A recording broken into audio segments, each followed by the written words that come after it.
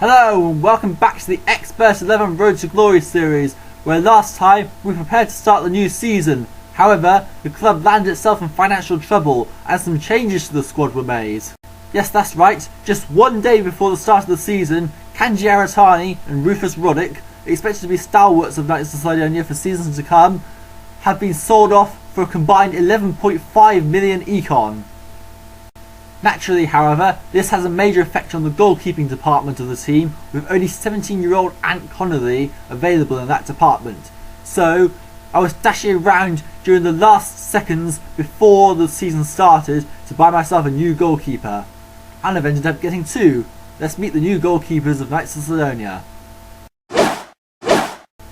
First of all, on the eve of the first game of the season, we signed this guy, Calob Dale from Chaos Crosovia. He's not the best goalkeeper in the world, but he's decent for Division 6 and has the same skill level Aratani was. Dale was expected to be the keeper that would start in net against Belfast City. However, just 1 hour before the game started, this happened. This is our new first choice number 1 keeper, Geo Dihor, or Dahor as his old fans called him. Signed from IFK Los Anglama. At 34 years old, he's the same age as Calob Dale, but with a better skill level, he was my real number 1 target for the keeper position, and Calob Dale was just an added bonus in the end. Dihor costs 2 million econ, but if that's the price we have to pay to save ourselves from relegation, then so be it. All these squad changes during pre-season meant that we effectively have half an entire new team, so let's recap the transfers. Coming in, Geo Dihor, Calob Dale, Ray Tataw Eta, Ant Connolly, and Endira Zubeldia. Leaving the club, we had Sammy McQuiston to retirement, Jan Anarod, Jose Juan Casado, Kanji Aratani, and Rufus Roddick. Gavril Gorga and Halan Tilbay are also retiring at the end of this season, so we better make the most of them while we still have them. And now that that's out of the way, let's go to the team news for the first game of the season against Belfast City. It's a warm welcome back to Belfast City, who annihilated us twice 2 seasons ago. However, both squads have changed quite a bit since then. Towards the end of last season, Belfast City sold off Milan Jostjevic and Christopher Steinborn, as well as seeing Mario Balotelli retire, so this meant they only had 5 midfielders going into this game. The only new face in their squad is Irvan Mancunian in defence. However, with still only 5 midfielders in the entire squad, they went with a 4-3-3 formation for this game. Every player in this starting lineup was in the season 29 title winning squad. Belfast City had Barella in goal, a back 4 of Kulisic, Hoff, Svensson and Steinberger, a midfield 3 of Norton, Castelfarmo and Sarzil, and a front 3 of Macaulay, Soderlin and Henrich. And it's a warm welcome back to Runa Soderlin on this YouTube channel. Our squad has changed quite a bit since we last faced Belfast City, with Cayolla, Tilbay, Rastedt, Dihor, Dale, Tataw Eta and Zubeldia all joining, along with Alvito Roma and Emil Silke, while Mahaya, Clean, Burke, McQuiston, Anarod, Aratani and Roddick have all left. Despite being stronger than we were 2 seasons ago, Belfast City are still stronger than us. Nevertheless, the first team selection of the new season is as follows, with Dihor in goal, a back 4 of Gorga, Rastedt, Santa Maria and Van der Kreis, a midfield of Kanamassas, Kvyatkovsky, Cayolla, Tilbay and Roma, and a front lone man of Celso Mota. I should also mention that we have moved to a new stadium from this season onwards and have changed our club crest. So, let's go live to the supermassive black hole for the match. The captains for this game are Gavril Gorga and Carmelo Barella. The referee is Hugh Kango, while Knights of Cydonia are in the red strip and Belfast City are in the white strip. And the new season gets underway any moment. And the game is underway here, and it's a surprisingly cagey opening to this game. In fact, Belfast City aren't dominating at all. In fact, we've got the first chance here, a breakaway. Ronaldo Cayolla tries to chip the ball over the keeper, and it's punched away by Carmelo Barella in the Belfast City goal. 14 minutes in and it is still 0-0, surprisingly to be honest. Meanwhile, a very youthful Deportivo Celso squad are thrashing Red FC, while Real Peeps are demolishing Patagal. There's a card for Belfast City here. Khaled Sarzil has been yellow carded for stamping. And there's a free kick in a dangerous position here, so we might have a chance here. So he's going to lift it up for Aquila Santa Maria to strike it with a half volley, and it's high above the goal. Someday he will be hitting those into the nets. But for now, Belfast City on the attack with Michael McCauley. And it's not even close.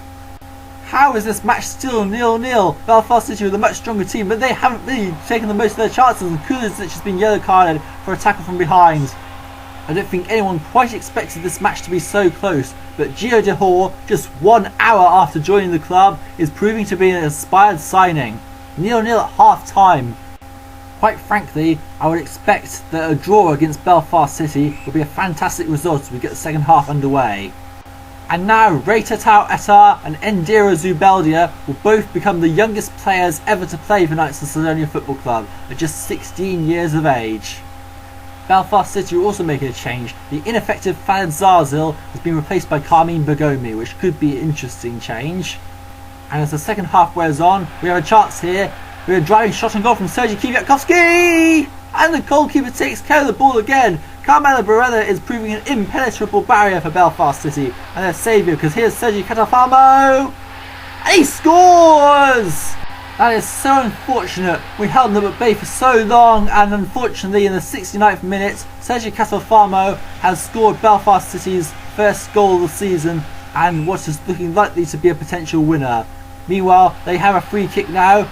The floodgates are open as Carmelo Barella's free kick straight on goal is punched away by Geo Dihor. What an inspired signing he's looking likely to be. If he can keep the score down to 1-0, that would be a good result. But it's unfortunate we're not going to be able to get a draw here. Tim Henrich, wide by a clear margin. Or are we going to be able to get a draw? There's still time, you know. Last throw of the dice from Belfast City as they replace Gennady Bystrov with Detnets Hoff. And we have a free kick here. Gavril Gorga does his business. Can he score this time? And it goes out of play for a goal kick. No, he can't. And now time is running out. We can't push it underground. We can't stop it screaming out. Michael McCauley has a lobbed header that goes just over the crossbar in the 91st minute of the game. That looks like a bit. But no, wait, we got a chance here. Endira Zubeldia on his debut. Not even close. He's still only 16. Such pressure on such a young lad here. And that is it. The end of the game. Belfast City kick their new season off with a win, but Geo Dihor has been inspired for us and is our man of the match. This new Knights of Cydonia team kicks things off with a defeat. However, we can be reasonably optimistic that we can prove that we deserve to be at Division 6 level. However, I still think the opponent is creating too many chances against us, so I went out and signed this guy, Joshua Delia. He is the same age as Gavril Gorga, only a skill bar higher, and he costs 1 million econ. Remember, the 11.5 million sale of Aratani and Roddick gave us the money to be able to buy these players. Delia is not a free kick specialist, just a regular defender. However, I am confident he will form a strong partnership with Gavril Gorga, with Salvador Rastedt as backup if needed. Team of the Week time as we meet the best players in the division over the next few seasons. The team is Carmelo Barella, Belfast City in goal. A back four of Hubert Terrian, Republic of Mancunia. Pepon Mickey, Deportivo Celso. Patok Evra, Real Madrid. And Mimo Moya, Real Madrid. A midfield of Dirk Dilly, Real Madrid. Felipe Pouchet, Deportivo Celso. Ron Woodford, Real Peeps. And Raymond Barkerful, Red FC. And a front two of Runa Soden, Belfast City. And Fabien Pere, Real Peeps. Manager of the round is Pokemaniac212 for a 3-0 victory over Red FC with a team full of 16-year-olds. Impressive. The league table doesn't mean much after one round, but it's still fun to look at nevertheless. Real Peeps top of the division on 3 points, along with Deportivo Celso and Real Madrid, as well as Belfast City, while on 0 points, Republic of Mancunia, us, Red FC and Patagal. Real Peeps won 5-0 against Patagal, while Deportivo Celso thrashed Red FC 3-0. The only close games were the ones between us and Belfast City, and the game between Real Madrid and Republic of Mancunia, which finished 2-1 to Real Madrid. Real are one of the promotion favourites from this division. They also happen to be our next opponents, so next episode we'll be facing Real Madrid at the Bernabeu. Well, it's not the best of starts, but we expected to lose, and it could have been a whole lot worse than it actually was. So, thanks for watching guys, and I'll see you next week for more Xpert 11. Take care.